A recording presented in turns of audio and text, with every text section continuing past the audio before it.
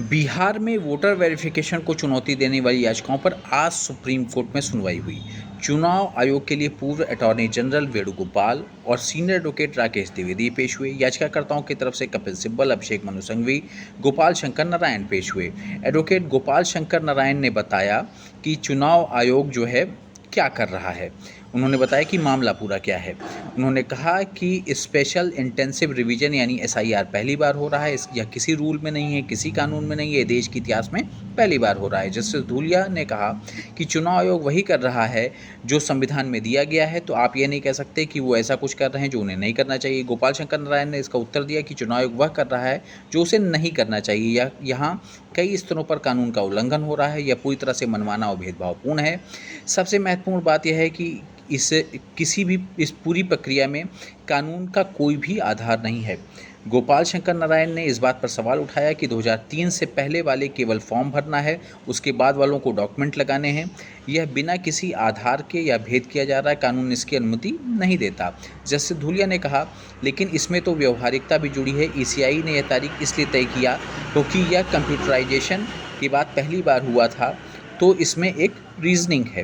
गोपाल शंकर नारायण ने कहा कि आधार जो हम लोगों का कार्ड होता है, आधार तो सभी मामलों में पहचान का वैलिड डॉक्यूमेंट माना जाता है, लेकिन इसे वोटर वेरिफिकेशन में नहीं माना जा रहा है।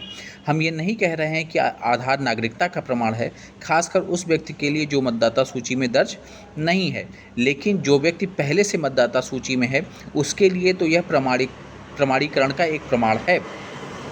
कपिल सिब्बल ने जो एसआईआर की प्रक्रिया पर सवाल उठाते हुए कहा कि यह चुनाव आयोग के अधिकार क्षेत्र में नहीं है। चुनाव आयोग कौन होता है कहने वाला कि हम सिटीजन हैं इस देश के कि नहीं हैं, हम भारत के नागरिक हैं या नहीं, ये कहने वाले चुनाव आयोग कौन है, ये कहना है कपिल सिब्बल साहब का। कपिल सिब्बल साहब की दलील है कि बिहार के सर्वे में पता लगा है कि बहुत ही कम लोगों के पास वो कागज़ हैं जो चुनाव आयोग मांग रहा है। पासपोर्ट केवल 2.5 लोगों के पास है, मेट्रिकुलेशन प्रमाण पत्र केवल 14.71 लोगों के पास है, वन अधिकार प्रमाण पत्र बहुत कम लोगों के पास है, निवास प्रमाण पत्र, ओबीसी प्रमाण पत्र भी बहुत कम लोगों के पास है, जन्म प्रमाण पत्र को ईसी की लिस्ट से बाहर रखा गया है, आधार को बाहर रखा गया है, मनरेगा कार्ड को भी बाहर रखा गया है।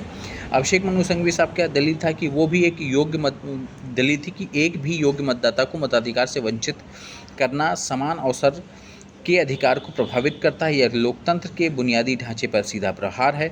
अभिषेक मनु सिंघवी साहब का कहना है कि आधार एक मान्य दस्तावेज के रूप में स्वीकार किया गया। सुप्रीम कोर्ट की 9 जजों की बेंच ने भी इसे बरकरार रखा है।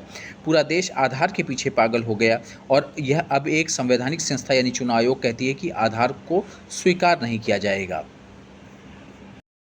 इस आरोप पर कि चुनाव आयोग मतदाताओं का नाम हटाने के लिए एसआईआर की कवायद कर रहा है, चुनाव आयोग के वकील राकेश द्विवेदी ने दलील दी कि चुनाव आयोग का अस्तित्व ही मतदाताओं से है। मतदाता नहीं होंगे तो चुनाव आयोग भी नहीं होगा।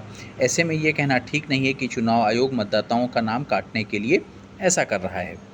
चुनाव आयोग ने दलील दी कि इसमें किसी को आपत्ति नहीं होनी चाहिए कि हम वोटर लिस्ट वेरिफिकेशन क्यों कर रहे हैं। इस पर कोर्ट ने कहा कि लेकिन सवाल तो ये उठता है कि आप इस प्रक्रिया को नवंबर में होने वाले बिहार चुनाव से क्यों जोड़ रहे हैं।